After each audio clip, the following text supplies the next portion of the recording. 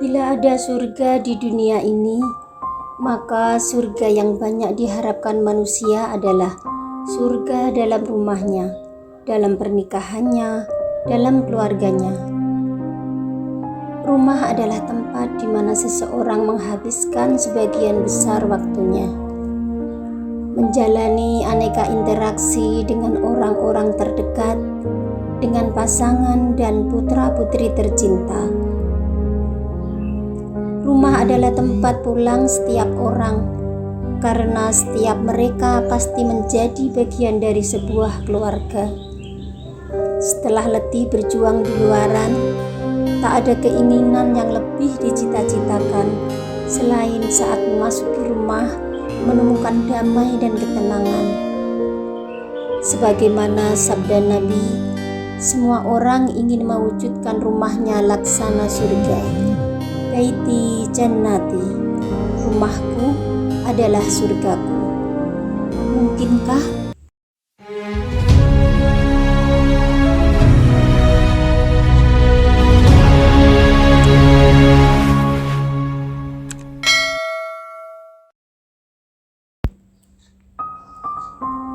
Assalamualaikum sahabat.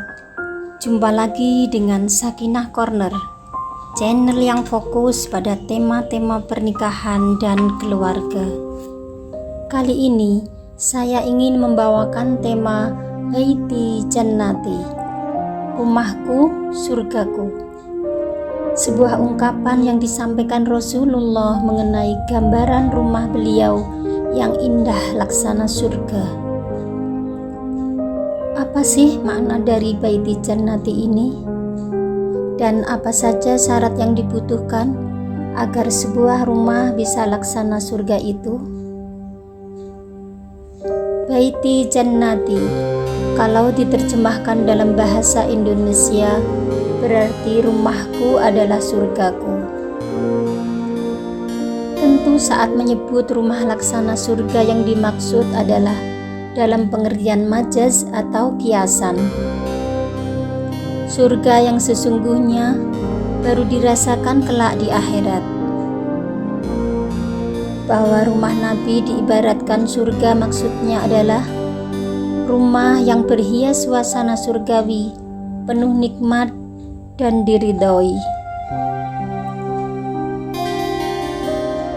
Bisa dipastikan suasana surgawi itu hadir bukan karena megah atau indahnya bangunan rumah Nabi. Rumah tempat tinggal Nabi Muhammad SAW di Madinah begitu sederhana. Terletak di pojokan Masjid Nabawi, tepatnya di tempat yang sekarang dijadikan makbarah beliau.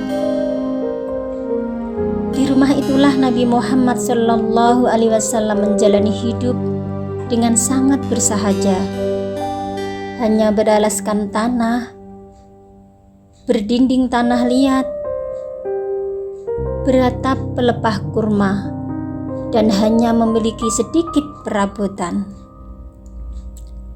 Dalam sebuah hadis riwayat Bukhari Muslim dijelaskan bahwa suatu hari sahabat Umar bin Khattab radhiyallahu anhu pernah menemui baginda Nabi Muhammad SAW. Saat itu beliau sedang berbaring di atas tikar kasar yang terbuat dari pelepah kurma, dengan berbantalkan kulit kasar yang berisi serabut ijuk kurma. Melihat keadaan Nabi Muhammad yang seperti itu, sahabat Umar pun menangis.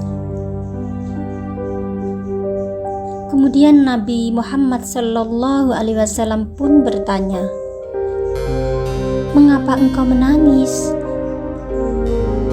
Sahabat Umar radhiyallahu anhu menjawab, "Bagaimana aku tidak menangis? Tikar ini membekas pada tubuhmu. Engkau adalah Rasulullah SAW, utusan Allah Subhanahu wa Ta'ala.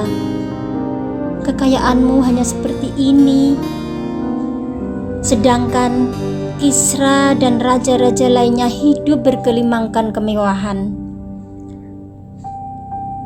Nabi Muhammad Shallallahu Alaihi Wasallam menjawab,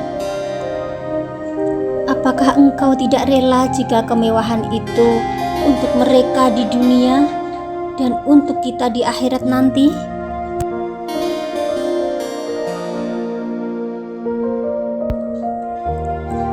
Sahabat, bila suasana surgawi itu hadir bukan karena kemegahan fisik bangunan rumah, lalu hal-hal apakah yang menjadi penyebab sebuah rumah bisa bernuansa surga? Mari kita kupas beberapa di antaranya. Yang pertama, bila sebuah rumah dihuni oleh orang-orang yang beriman. Orang-orang yang menjadikan Islam sebagai landasan, sebagai pedoman dalam menjalani kehidupan. Dengan menjadikan agama sebagai dasar dan penuntun hidup, maka manusia mengerti dari mana mereka datang, apa tugas mereka di dunia ini, dan kemana mereka kelak akan pulang.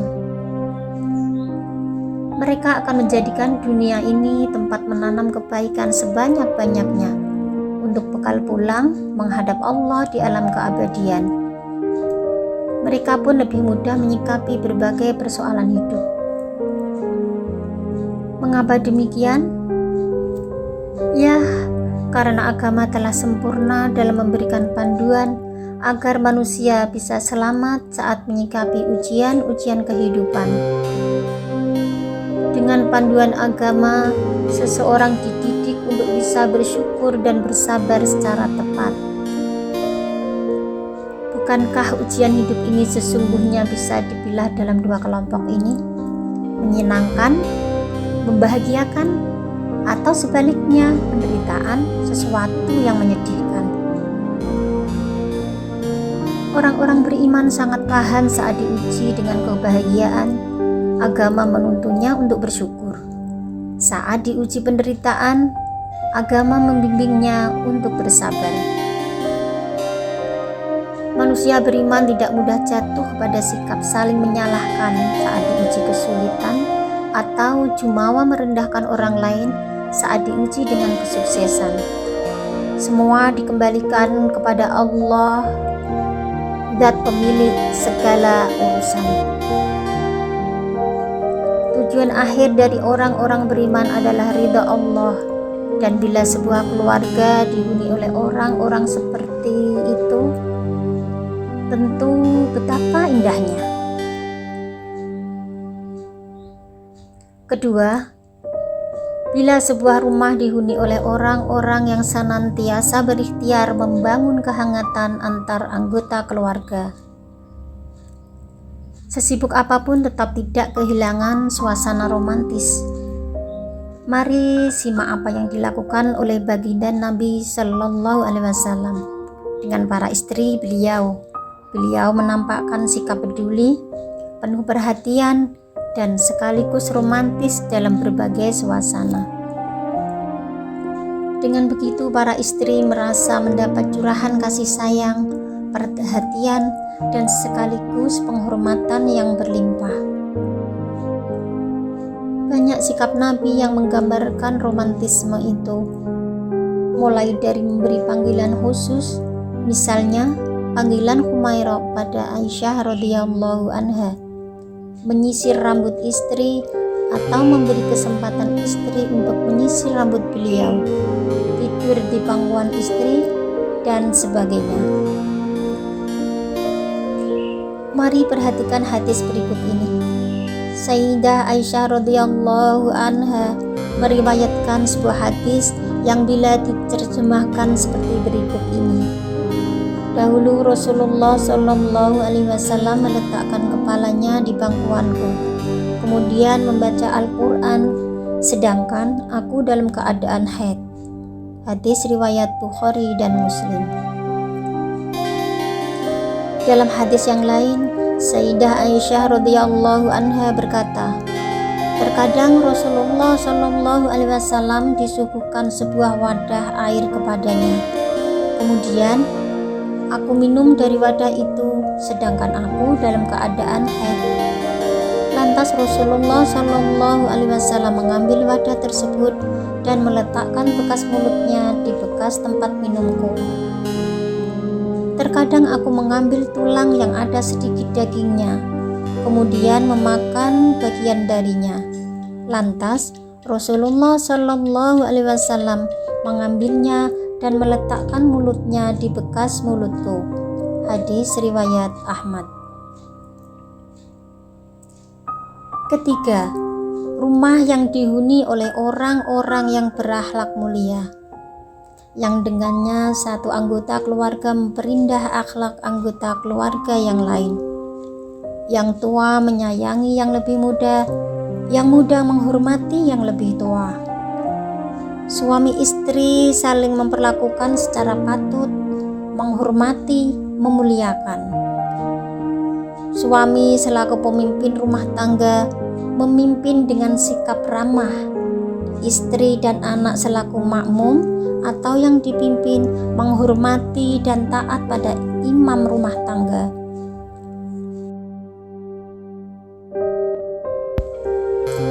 Hal ini sesuai dengan sabda Nabi, "Laisa minna man lam yarham shaghirana wa yuwaqqir kabirana."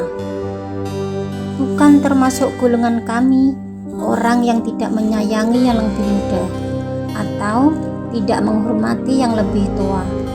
Hadis riwayat At-Tirmidzi dari sahabat Anas bin Malik radhiyallahu anhu. Keempat, rumah yang di dalamnya dihiasi oleh lantunan bacaan Al-Quran. Betapa indahnya bila rumah banyak digunakan untuk membaca Al-Quran.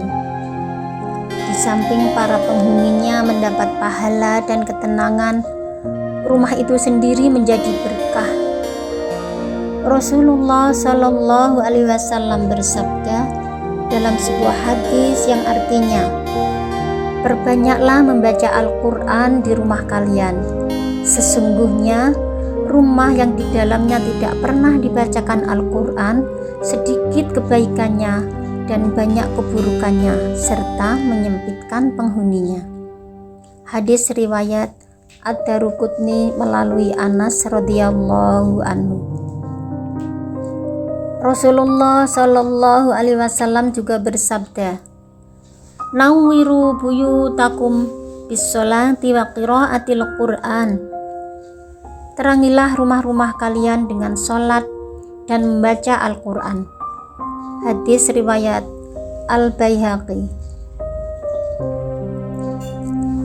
Di samping dihiasi dengan lantunan ayat-ayat Al-Quran, betapa indahnya bila dihiasi juga dengan berbagai ibadah lain seperti sholat-sholat sunnah, taklim, atau diskusi mengenai hukum-hukum agama dan sebagainya. Dengan beberapa syarat di atas, insya Allah suasana rumah menjadi menyenangkan, damai, tentram, yang membuat hati para penghuninya senantiasa diselimuti kebahagiaan. Jauh dari cekcok, perselisihan, ataupun hal-hal yang tidak mengenakan. Sebuah keadaan yang pantas disebut sebagaimana ungkapan Nabi yang disebut di awal, "Baiti jannati," rumahku adalah surgaku. Mari senantiasa menjaga marwah keluarga, tetap happy, tetap tersenyum, jangan lupa bahagia.